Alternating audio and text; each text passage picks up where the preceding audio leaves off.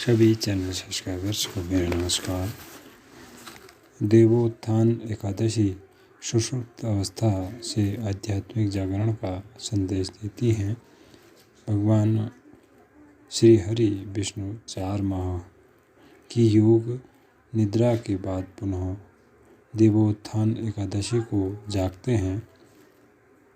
वह एक संकेत है कि हमारा आध्यात्मिक जागरण अत्यंत आवश्यक है।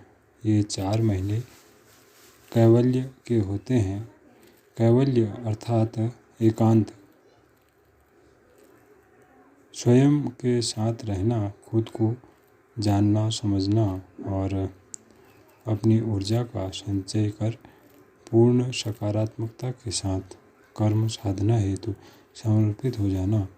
प्रभु इस 4 माह के योग निद्रा के माध्यम से खुद को संगठित एवं स्व से समिष्टि की ओर बढ़ना चाहते हैं। कैवल्य का समय अतिरिक्त प्रकृति की शुद्धि कर बाहरी प्रकृति व पर्यावरण की शुद्धि हेतु स्वयं को समर्पित करने का अवसर प्रदान करता है। प्रभु का योग निद्रा से जागरण और प्रभु के साथ साथ हमारा अपनी जड़ता एवं विडंबनाओं से जागरण अत्यंत आवश्यक है। जीवन का प्रत्येक क्षण मूल्यवान है। जो क्षण चला गया वह लौट कर नहीं आता और आने वाला क्षण हमारे हाथ में नहीं है। इसलिए वर्तमान क्षण का सदुपयोग कर उसे सार्थक बनाना ही हमारे बस में है। जीवन में सेवा के बीजों का अनुकृत पल्लवित व पुष्पित होने दें।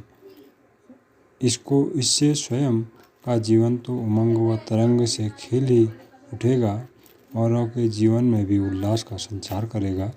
चतुर्मास में हम अतीत का मंथन, वर्तमान व जीवन तथा भविष्य का चिंतन कर आगे बढ़ते हैं।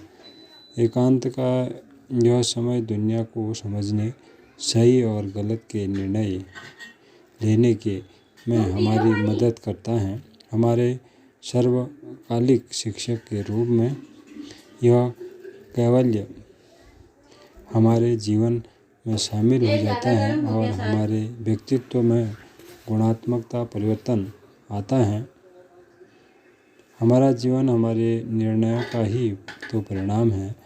इसलिए इसे श्रेष्ठ बनने के लिए हमें उन सनातन वैदिक परंपराओं को आत्मसात करना होगा जिन्हें हमारे ऋषियों ने बड़े ही शोध, वैज्ञानिकता एवं आध्यात्मिक ज्ञान के आधार पर तैयार किया है।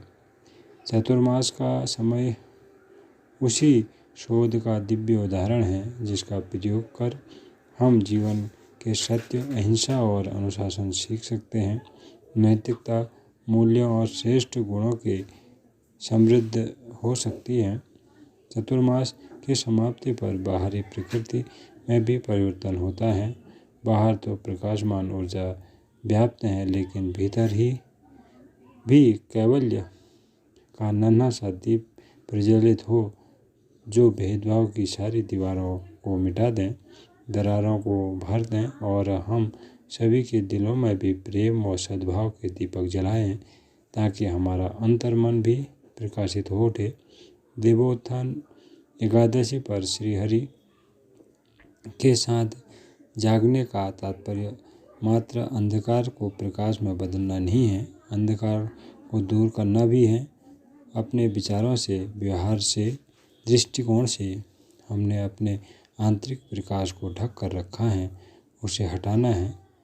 जिस प्रकार सूर्य बाहर चमकता रहता है, लेकिन यदि हम अपने घर की खिड़कियां न खोलें और पर्दों से पूर्णतः ढक दें तो घर में प्रकाश नहीं आएगा। सदैव घर के अंदर अंधकार ही रहेगा। अर्थात यदि हमें प्रकाश चाहिए तो घर की खिड़कियों को खोलना पड़ेगा और पर्दों को हटाना पड़ेगा, तब प्रकाश स्वतः ही हमारे घर में प्रवेश करेगा। इस प्रकार हमने अपने विचार, व्यवहार और सोच तथा रूढ़ियों के, आकांक्षाओं के, ईर्ष्या के पर्दे डाल रखे हैं, उन्हें हटाना होगा। फिर हमारी चेतना, हमारा अंतःकरण प्रकाश के आलोकित से आलोकित हो उठेगा। यही वास्तव में देवोत्थान व स्वदेवोत्थान है।